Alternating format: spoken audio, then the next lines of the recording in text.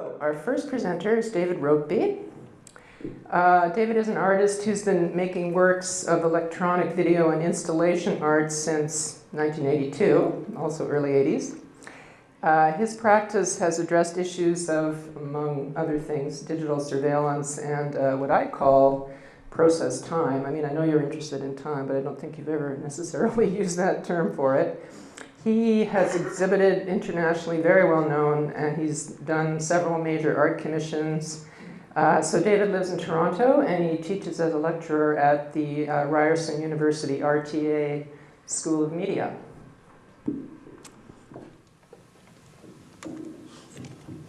Thanks, Neil.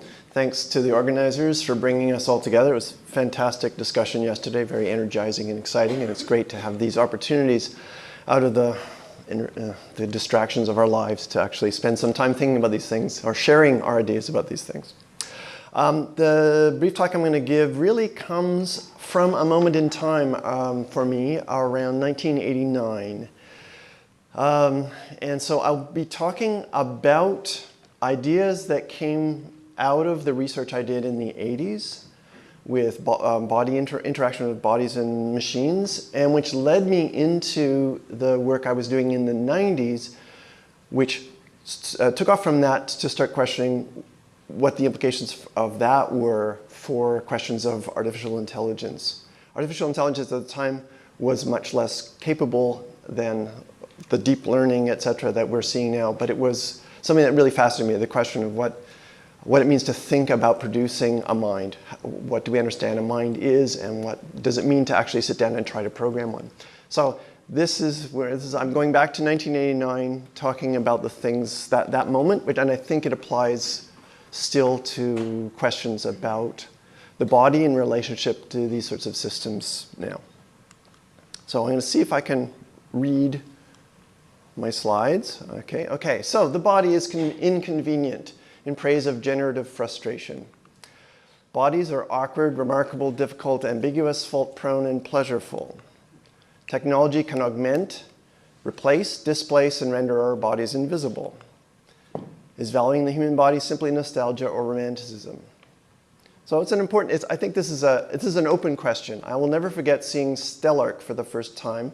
For those of you who don't know Stellark, he has done a lot of things talking about going beyond the body or the disposability of the body, replacing the body. And I got so angry in the first lecture I heard of his that my body temperature went way up. And afterwards I went, wow, that's really interesting. He actually helped me to confirm my biases about the body. And I found that actually, in retrospect, his intervention by describing this challenge, by putting out this challenge that the body is obsolete, really helped to focus my mind, and that it was a really valuable intervention.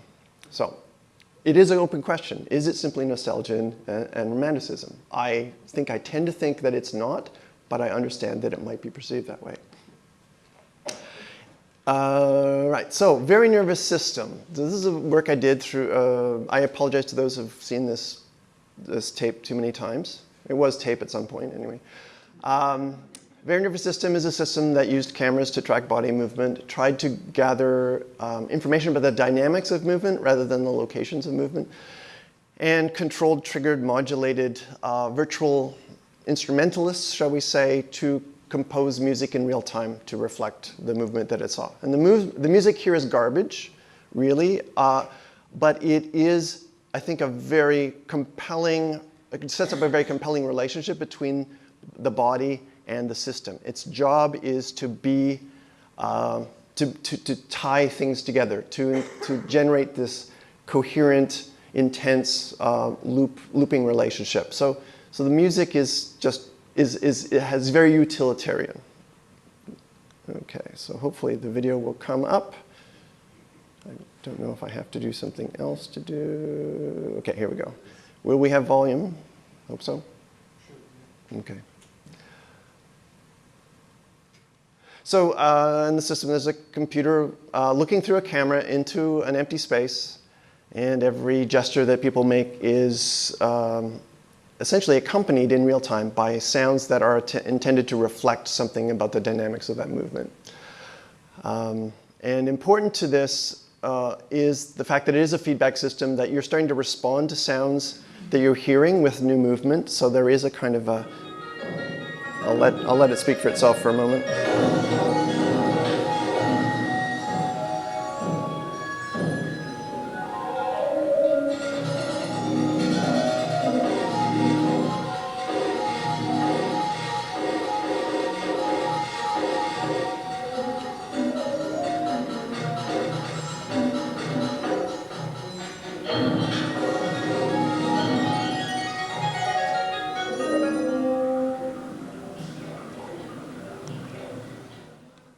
So that gives you a sense of vagus nervous system. So one of the things I was asking with vagus nervous system, one of the questions I was asking was, what does it mean to try to engage with a logical system using the whole body? So I was spending time programming computers. I was sitting at the computer in bad posture with my body, complaining, feeling awkward, trying to forget that I had a body, sort of living in the space of logical programming. And then wanting to understand, so can I turn this upside down? Can I use the computer in a manner that allows me to reinforce my sense that I have a body, to reward me for having a body, and to allow me to explore that sense of having a body through the technology itself? So that's one of the many reasons that this piece came into being. And what can I learn about my relationship with my body through engaging in this way? So the first thing I learned was that there is, and I learned this, it's a known fact, but I learned it experientially, there's a time delay inherent in consciousness. I discovered that it seemed the system already knew I was going to move before I moved. This was very confusing. I set up a system especially to test this, where I would have it respond with a very noticeable, very loud sound as soon as it saw a hint of movement from my body, and I would stand there like a gunslinger, waiting to do the quick draw, trying to be as still as possible, and then suddenly move. And every single time, it made the sound at the moment I decided I was about to move. Very, very disturbing. And it was only by doing some research that I discovered the reason is that consciousness tends to be about 1/10 of a second behind our motor movements. So we make a movement, we make a decision to move, we commit to the movement, and we make the first initial movements before our consciousness is fully aware that we've made that decision. So the body is ahead of the mind in a sense, in this way, or the mind, in brackets there, or in quotation marks. So there's a time delay, and this creates a fascinating confusion. So it's no longer clear whether the sound precedes the movement or the movement precedes the sound, and the sense of what's in control of the other dissolves. So it creates a really interesting, very tight feedback loop. I was very inspired by Suzanne's use of the spiral in her work. We were talking about it last night. There's a sort of sense that the feedback loop spirals inside itself. It gets tighter and tighter and tighter, so that there's the sense of what's controlling what is lost. So the next thing was distributed intelligence. Feeling my hand make a decision. So there are times when I felt that a sound was going to appear as a result of my hand. And the hand was feeling that. The hand felt like it was doing the conjuring. The decision was not coming here, but it was coming. And I started to feel as though my brain was more distributed through my body. That it was not located here, but in a diffuse sense, invading my whole body. Diffusion of the barrier between self and environment. One of the most interesting experiences I had that helped to illuminate this was spending maybe an hour in my studio working with vagus nervous system, and then walking outside onto the street. I lived on Spadina Avenue in Toronto, very, very busy, hectic street full of activity. And as I walked up the street after this experience, I felt as though every sound I heard was connected to my movement. I felt sort of an echo or a shadow or a reverberation of the interactive experience I'd been experiencing in my studio, transforming my relationship with things around me. And so that was a really interesting thing. And having felt that back in the studio, I started to realize that what was happening was, and this was actually something that was remarked upon to me by some choreographers who used my system, that although it really turns you in on yourself in the sense that you're interacting with yourself, the experience is not one of going in and closing in on yourself, but you feel that you're opening out into your environment. So it is something that starts to melt this sense that there is a membrane right here, and the self is in here, and everything else is out there. And so it becomes a sort of continuum of relative engagement or something. So the body expands out to fill the space, and the space around you absorbs into the body. And that was a really interesting experience. All unexpected experiences that would, for them to be generated by a computer. It was very exciting to be led on this strange journey through code, through this bunch of really very simple mathematical calculations, really, happening very quickly, and then going out into space and going back into the machine, going out into space again. Responsibility, the intermingling of action and observation. I was really, at the time I was working on Very Nervous System, I spent a lot of time trying to read Bergson's Matter and Memory. I'm not gifted at reading philosophy, although I love philosophy. I was reading my way through Matter and Memory, and one of the things he talks about a lot, and he seems to be really trying to get at, is this question of, so we take in the world around us, and we then output actions, and so what is in the middle there? What is there of self or something that is doing this translation? That, like, is it purely reflexive, or is there a more complicated mechanism that's inside there? So I was thinking about that. I was thinking eventually about the role, also in improvisation, of the integration, the tight integration of action and observation, that you are active, but not mindlessly active, that every action had to be accompanied by a simultaneous, constant, real-time awareness of the implications of those actions. And that was the state of mind that was necessary to engage most happily with Very Nervous System, a kind of dual input-output, simultaneous input-output state. What I started to describe it to myself as being responsibility, the ability to respond, the ability to act and respond, and to accept my agency in the world while understanding that I didn't have total control over what was happening. The continuous presence of the human in the loop troubles and revitalizes, corrects the data in every cycle. So this was an interesting thing. The code itself was not terribly intelligent or terribly rich. It was enriched by the fact that it took me to places I hadn't expected, and my going to those new places added new things into the input to the code, and that came out again. So there was a kind of, and any errors, and this is kind of fascinating, any errors that happened, if the machine did not successfully translate my movements into an appropriate sound, I would collaborate to make it more convincing by extending that gesture a little longer until the sound happened. So there was a kind of many layers of complex engagement with the system, including perhaps an over-willingness to be credulous towards the interaction that was happening.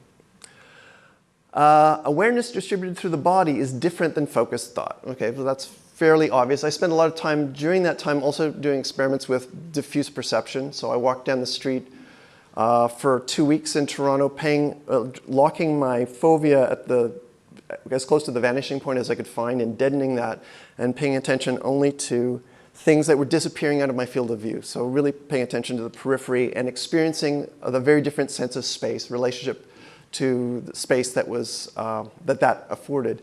And that was very connected also to the state that was appropriate for being in Very Nervous System, which was not to be willfully focusing on controlling something, but to be maximally engaged on as many different bandwidths and temporal wavelengths and things as possible at the same time.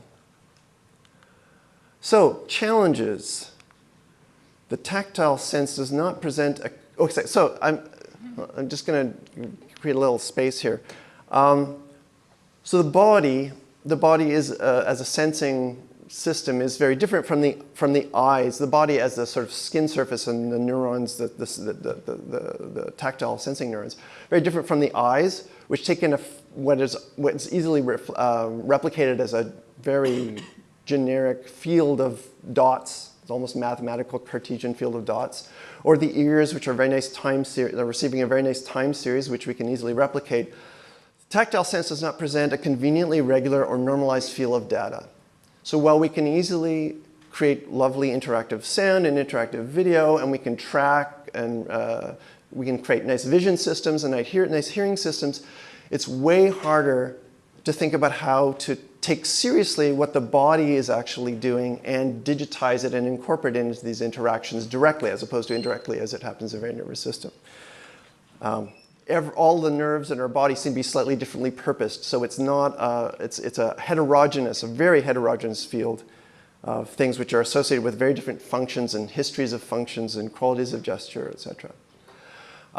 And our sensors and actuators in the realm of touch are very poor, and our language around touch and embodiment are lacking. So we have lots of words for seeing and hearing.